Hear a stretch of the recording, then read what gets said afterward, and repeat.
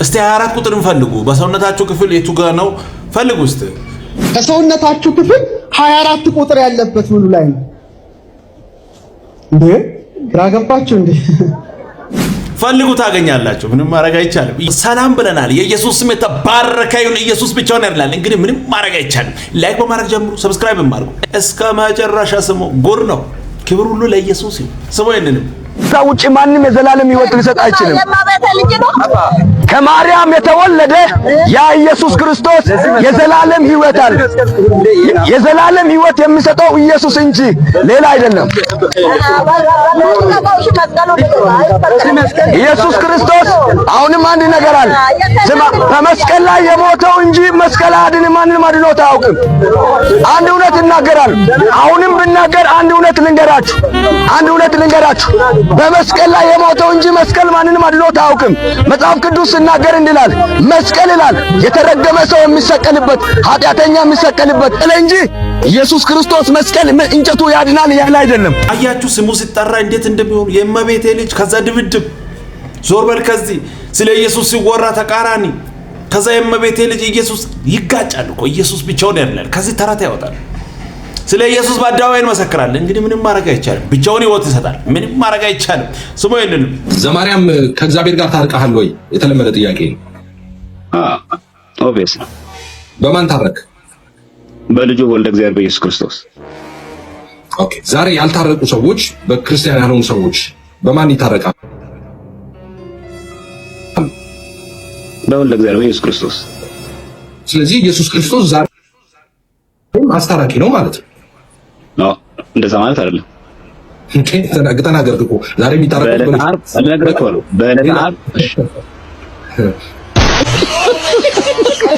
ቅዱሱን ቃል የማያነቡትን ሰዎች ማታለል እንደፈለጉ ማድረግ ይቻላል። ቃሉን ያነበቡት እንደዚህ ነው ማሸወድ አይቻልም። አሁን አለ አሁን የለም አይባልም። ሰው የለንም። ፕሮቴስታንቶች ዛሬ ያልነቃችሁ መቼ ልትነቁ ነው? እንግዲህ ዛሬ የኔታ ቲዩብ በፌስቡክ ገጹ ላይ ያሳወቀው ወይም ደግሞ ያስነበበው ነገር እጅግ በጣም ልብ ይሰብራል። መሰረተ ክርስቶስ ከግብረ ሰዶማውያን ተቋማት ጋር የምታደርገውን ግንኙነት ሲቃወሙ የነበሩትን ሰዎች ከአባልነት አግዳቸዋለች ማለት ነው። ከዛ ውስጥም ደግሞ አንዱ ዶክተር ስዩም አንቶኒዮ ይባላሉ። እኚህ ደግሞ ሲያቀርቡና ተከታታይ ሲቃወሙ የነበሩት ምን እንደነበረ እስኪ ህብረት የግብረ ሰዶማውያን ክርስቲያኖች ህብረት ማለት የት ቸርች ውስጥ የሆነ ነገር ትሰማላችሁ። ያንን ጫፍ ይዛችሁ የሆነ ነገር መናገር ትፈልጋላችሁ። እሺ ነቃን። አንተ እንዳልከው በቃ ነቅተናል። ዛሬ ነቅተናል፣ ተነሳን። ክብር ለኢየሱስ ይሁን።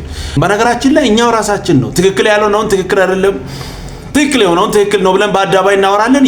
ያንን ጫፍ ይዘህ ደግሞ እኛንም ለማንቃት መምጣት እሱ ራሱ አንድ የሚያሳስብ ጉዳይ ነው። ይሁን ጴንጤዎች አሁን በቃ አንተ እንደምትለው ዛሬ ነቃን። በቃ ነቅተናል። ወዴት መሄድ እንዳለብን አላወቅንም። እሺ አሁን አንተ ጥሪ እያቀረብክ ነው ወደዛ እንድንሄድ። ክብር ለኢየሱስ ይሁን። እሺ አንተ ጋር መጣን እንበል። ምንድን ነው የምናመልከው? ማንን ነው የምናመልከው? ፎቶ፣ ቅዱሳን፣ መላእክት፣ ኢየሱስ ላይ ደርበን ሰው የሞተውን የማያድነውን ማንን ነበር? ንገረን። ወደ ማን እንሄድ? የሆነ መጽሐፍ ቅዱስን አንብቦ መጽሐፍ ቅዱስ በሚናገርበት መንገድ እየሄደ ያለ ሰው አይመስልም? መጀመሪያ ሰው ከማምለክ ውጣ፣ ፎቶ ከማምለክ ውጣ። ጣዖት እኮ ነው ደርሶ መጣ። አንተም ዛሬ ካልነቃችሁ መጀመሪያ ፎቶ ከማምለክ ንቃ። የኢየሱስን ቦታ ለሌላ ሰጠ፣ ለእግዚአብሔር የሚገባውን ለፍጥር ለመላእክ ለቅዱሳን እየሰጠ ንቁ። አይጋጭም። ተረት እያወራ ተረት እያመለከ እንዲህ እያወራ እኛን ለማንቃት ማምጣት አይከብድም። ጴንጤዎች መቼ ስማ ያንተን ጉድ። የካቲት 23 የዛሬ 127 ዓመት አጼ ሚኒሊክ ደብዳቤ ጻፉ ለቅዱስ ጊዮርጊስ። ይሄ በታሪክ የተጻፈ ደብዳቤ ጻፉ። ጦርነቱ ዛሬ በዚህ ሰዓት ተጀምሮ ዛሬውኑ እንዲያልቅ የጦሩ መሪ አንተ እንድትሆን አደራ ብለው ደብዳቤ ጽፈው ለምስኪኑ ታቦት አክብሮ ለሄደው ካህን ሰጡት። ካህኑ የአጼ ሚኒሊክን ደብዳቤ ወስዶ በታቦተ ጊዮርጊስ ላይ አስቀመጠው። አያችሁ። ስለዚህ ጦርነቱ ከኢትዮጵያ አምላክ ጋር ነበረ። ከኢትዮጵያ አምላክ ጋር ነበር ጦርነቱ። ዛሬም ጦርነቱ ከእግዚአብሔር ጋር። ዛሬም ጦርነቱ ከክርስቶስ ጋር ነው፣ ከክርስቲያኖች ጋር አይደለም፣ ከኦርቶዶክሳውያን ጋር አይደለም። ይሄንን ብለው ለቅዱስ ጊዮርጊስ የአደራ ደብዳቤ ላኩለት። ምስኪኑ ካህን ወስዶ በታቦቱ ላይ ደብዳቤውን አስቀመጠ። መቼ? በማለዳ። ዛሬ ተጀምሮ በአንተ መሪነት ጦርነቱ ዛሬ እንዲጠናቀቅ አሉት። ይሄንንም ጦርነት ደግሞ አንተ እንድትመራው አሉት። ከዛ በኋላ ጦርነቱ ተጀመረ። በእለቱኑ ጣሊያኖች ድል ተመተው ኢትዮጵያውያን አሸንፈው፣ ማን አሸነፈላቸው? እግዚአብሔር። ብር ለኢየሱስ ይሁን። ኧረ እኛ ተረት አንሰማም። ኢየሱስ ብቻውን ያድናል። ምንም ማድረግ አይቻልም። ወደዚህማ ተመልሰን እንዴት ኢየሱስ ያድናል? ቅዱሱን ቃል አንብበን በትክክለኛው መንገድ እየሄድን ተረት ልንሰማ ወደ ኋላ። ኢየሱስ ብቻውን ሕይወት ይሰጣል። ምንም ማድረግ አይቻልም። ኑ ወደ ኢየሱስ ሰውየንም ዛሬ በርካቶችን ሊያስከፋ የሚችል ቪዲዮ ነው የምሰራው። ካጠፋው ከወዲሁ ይቅርታ አድርጉልኝ። ቪዲዮ ረዘም ሊል ስለሚችል ሁላችሁም በትህትና አዳምጡልኝ። እንግዲህ ከወዲሁ ይቅርታ ጠይቃለሁ። በመጀመሪያ ቤተክርስቲያን በስነ ስርዓት ወንጌል ለምዕመኑ ሰብካለች ብዬ አላስብም። እንግዲህ ቤተክርስቲያኖች መሰራታቸውን ቀጥለዋል። በየ100 ሜትሩ በየ50 ሜትሩ ቤተክርስቲያኖች እንዳሉ እናውቃለን። ግን ደግሞ ህንፃ ስላሴ የምንባለው እኛ ላይ የተሰራ አይደለም። በእርግጠኝነት በርካቶች በጭፈራ ላይ የሚገኙት፣ በርካቶች በመጠጥ ላይ የሚገኙት፣ በርካቶች እንደ ስለሚያመልኩት አምላክ በስነ ስርዓት አያውቁም። ስላሴ ምንድነው? ጥምቀት ምንድነው? ቁርባን ምንድነው? ሚስጥረ ትንሣኤ ሙታን ምንድነው?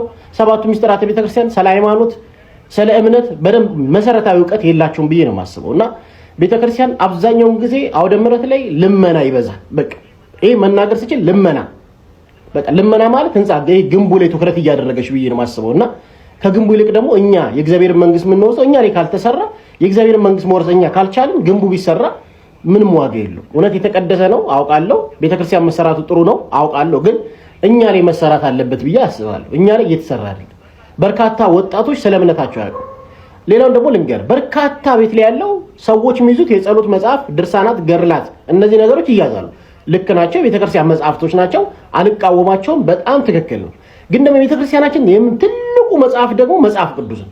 ሰው መጽሐፍ ቅዱስን ሳያውቅ ድርሳናትን፣ ገርላትን ሊረዳ አይችልም። ስለዚህ መጽሐፍ ቅዱስን ገዝቶ ሰው እንዲያነብ መጽሐፍ ቅዱሳዊ ትምህርት፣ የሃይማኖት ትምህርት ላይ ትኩረት አድርጋ ቤተክርስቲያን መስራት አለባት። አይኖ ማህሌቱ ወንጌል ነው፣ ቅዳሴው፣ ሰዓታቱ ወንጌል ናቸው እናውቃለን። ግን ከዛም ባሻገር ደግሞ ወጣቱ ስለ እምነቱ በጣም መሰረታዊ ዕውቀት ሊኖረው ይገባል። ሰው ራሱን እያጠፋ ያለው በአሽሽ በመጠጥ ላይ እየተደበቀ ያለው እምነት ላይ በደንብ ጠንከረን ስላልሰራ ነው። ስለዚህ ቤተክርስቲያን እባክሽ ወንጌል ላይ መሰራት አለበት። ወንጌል በደንብ መነበብ አለበት ብዬ አስባለሁ። አየህ፣ እንደዚህ ደፈር ብሎ የሚናገር ሰው ነው የጠፋው። ወንጌል ይሰበክ። ወንጌል ሳይሆን ሌላ ታሪክ ነው እየተሰበከ ያለው። ቅዱሱ ቃል የማይናገር ተረት፣ ሰው ሰራሽ ትምህርት ነው እየተሰበከ ያለው። ስለዚህ ወንጌል ይሰበክ። ደስ የሚል ቆንጆ መልእክት። እንደዚህ አይነት ነገር ስሙ ውስጥ ወንጌልን ግለጡ። ማቴዎስና ማርቆስ ይከፈት፣ ሉቃስ ይከፈት፣ እንዴ አረ ገላትያ ይከፈት፣ ችግር የለም። ኤፌሶንንም ድገሙ። ወንጌል ነው፣ እውነት ነው። ከዛ በኋላ የፈለግከውን ብትናገር እኮ ትክክል ነው። አየ እውነታውን ሸፍኖ ሌላውን እያወሩ እንደገና እዚህ መጥቶ ማንቃት ከባድ ነው። ክብር ለኢየሱስ ይሁን። ኢየሱስ ብቻውን ያድናል። እኔ ደስ ብሎኛል። እንደዚህ የሚያወሩ ሰዎች ይምጡ፣ ይብዙ፣ ቃሉ ይነበብ። ብቻውን ሕይወት ይሰጣል ኢየሱስ። ምንም ማድረግ አይቻልም። ሰውየንም አሁን ኢየሱስ እንደኔና እንደናንተ መሃል መንገድ ላይ ሐሳቡን የሚቀይር ቢሆን ኖሮስ ምን ደብረውስ መሃል ላይ ይሄ ሕዝብ ሞትኩለትም ደሜን አፈሰስኩለትም ምን አረኩለትም ያው ነው አትድኗትም ባይ ባይ የሚል አይነት አምላክ ቢሆንስ? እኔ እግዚአብሔርን በጣም የማምነው ለምን እንደሆነ ልንገራችሁ። ኢየሱስን ስለገደለው ነው። እግዚአብሔር አብ ኢየሱስን ባይገለው ኖሮ ምንም የዘላለም ሕይወት ዋስትና የለንም። ስለዚህ እግዚአብሔርን አምነዋለሁ። የዘላለም ሕይወቴን አምነዋለሁ። ነገም ሐሳቡን እንደማይቀይር አምነዋለሁ።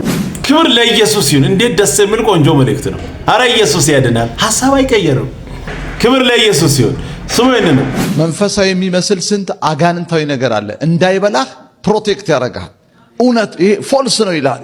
ሆሊ ስፒሪት እኮ ነው ውስጥ ቁጭ ብሎ ትንቢት ሊሆን ይችላል፣ ትምህርት ሊሆን ይችላል፣ የሆነ ነገር ሊሆን ይችላል። ኖ ይልሃል ውስጥህ። ይኸውልህ ሆሊ ስፒሪት ኖ ካልህ አትግባ። አለበለዚያ ወንድሜ ተጋግጠ ነው የምትወጣው። ኖ ካልሽ በቃ ኖ ነው። ሮንግ ስፒሪት ያለባቸው ሰዎች አሉ፣ መንፈሳዊ መስለው የሚቀርቡ።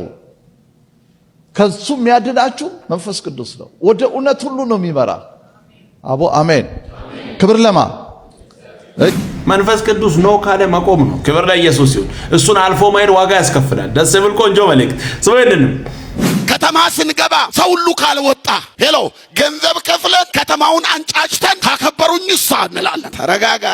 ይሄ የሕፃን ጨዋታ አቁም እባካችሁ። ብትቀቡ እግዚአብሔር በእናንተ አልፎ ሚሊዮኖቹን ቢያድን ሰው መሆናችሁን አትርሱ። ባይዞ በስት ራሱን የገለጠበት ኢየሱስ ክርስቶስ ስሙ የሰው ልጅ። እኛ ደግሞ ትንሽ ነገር ከሆነ ስንጸልይ አጋንንት ከጮኸ ፖስተር ላይ ስማችንና ፎቶዋችን ብቅ ካለ ትንሿ ልብ ከዚህ ወጣ እዚህ ትገባለች።